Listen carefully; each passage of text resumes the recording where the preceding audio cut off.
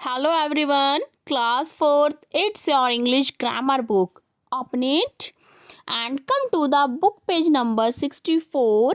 Here chapter number 16. The name of this chapter is subject and predicate.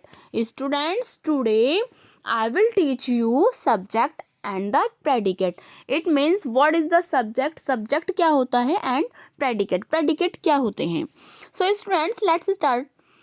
A sentence is made up of two parts, the subject and the predicate.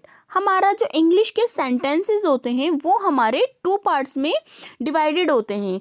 एक part होता है sentence में हमारा subject, दूसरा part होता है sentence में हमारा predicate. Okay, one point is clear. Now come to the second point student. The subject is the person.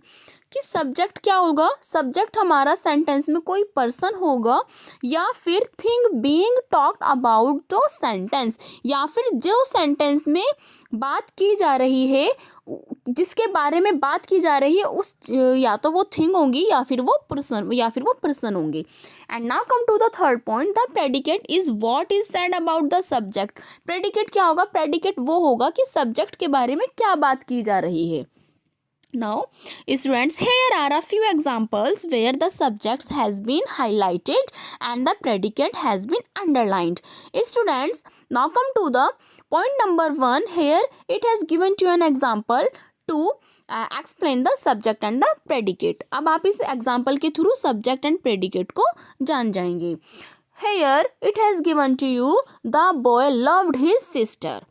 The boy loved his sister. It's a proper sentence.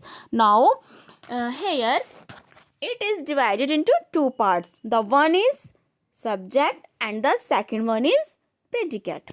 So, students, here the boy loved his sister. इसमें या तो person subject होगा या फिर वो वस्तु subject होगी जिसके बारे में बात की जा रही है.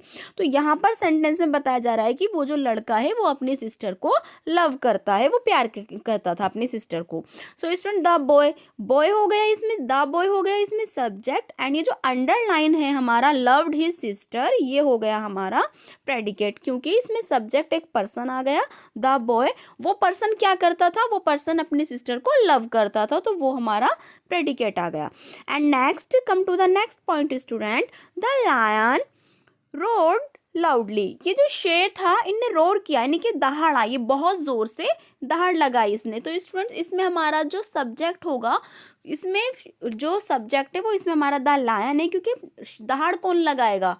शेर. दहाड़ किसने लगाई? शेर ने. शेर ने क्या लगाई? दहाड़ लगाई. तो इस तरह से आप इस सेंटेंस को भी समझ सकते हैं.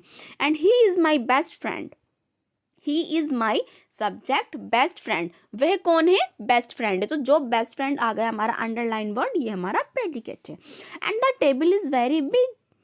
एंड द टेबल, बड़ा क्या है? जो ये टेबल है वो बहुत बड़ी है ना, तो बड़ी क्या है? ये टेबल है. तो द टेबल तो हो गया हमारा सब्जेक्ट और इज वेरी बिग हो गया हमारा predicate.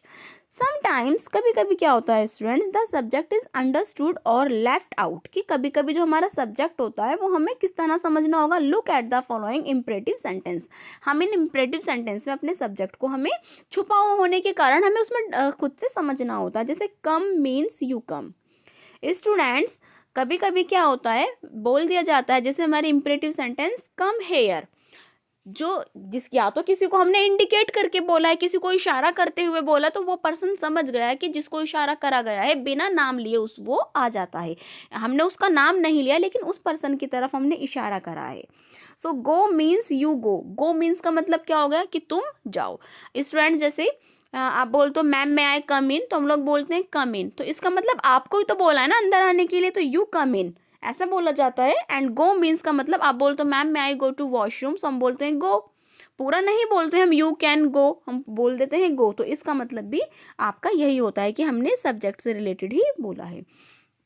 And students, now come to the exercise of this chapter. Tick the correct answer. A sentence is made of. कि sentence किस तरह से बनेगा?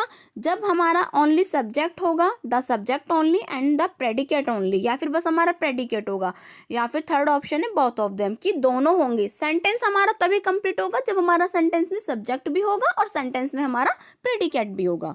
Now come to the question number 2. Come here in this sentence the left out subject. कि इसमें जो subject को छोड़ा गया है वो क्या छोड़ा गया है, कम हेयर, यहाँ आओ, यू दे वी, कि आप तुम, यू कम, तुम यहाँ आओ, you come here. On Sunday, a large number of people went to see the trade fair. In this sentence, the subject, इस sentence में हमारा subject होगा option A, a large number of people. Here students, in fourth option, the weather at Shimla was very pleasant. The predicate, इस sentence में आपको predicate बताना, तो was very pleasant is the predicate. And students, circle